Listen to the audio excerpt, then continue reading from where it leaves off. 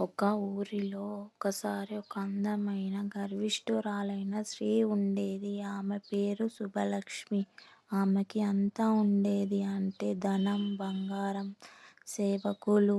కానీ ఆమె ఎంతో ధనవంతురాలైనా దేవతలను పూజించేది కాదు. పేదవారిని ఉపేక్షించేది. మా లక్ష్మీదేవి గురించి వినాలంటే ఆమె అసహనపడేది.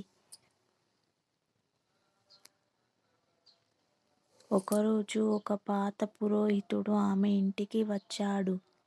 అతను అన్నాడు, తల్లి, నీవు లక్ష్మీదేవిని పూజించాలి. ఆమె దయవల్లే నీకు ఈ ఐశ్వర్యం లభించింది. కానీ శుభలక్ష్మి నవ్వేసింది. నేను పనిచేసి సంపాదించాను. దేవతలెవ్వరూ నాకు ఇవ్వలేదు అంది. పురోహితుడు బాధతో వెళ్ళిపోయాడు. ఆ రోజు నుండి ఆమెకు చిన్న చిన్న సమస్యలు మొదలయ్యాయి. మొదట బంగారం పోయింది.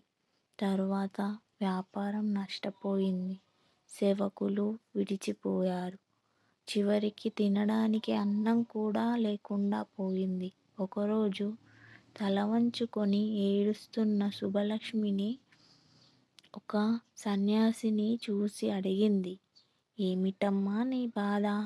ఆమె తన కథ చెప్పింది.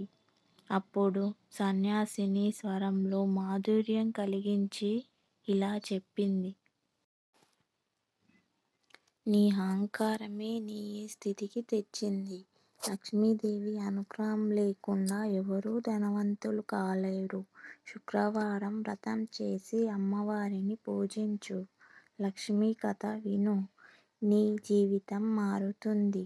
అది విని శుభలక్ష్మి శ్రద్ధగా శుక్రవార వ్రతం ఆచరించింది.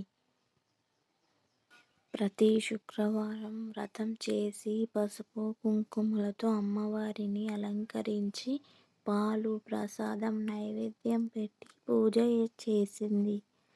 లక్ష్మి కథ వినేది. ఆమె లోపల మార్పు వచ్చింది.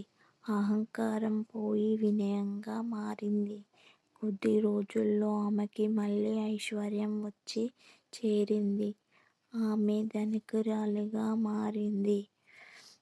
మారి పేదవారికి సహాయం చేయడం మొదలుపెట్టింది. అప్పటి నుండి ఆమె పేరు నిజంగా శుభలక్ష్మి అనిపించింది.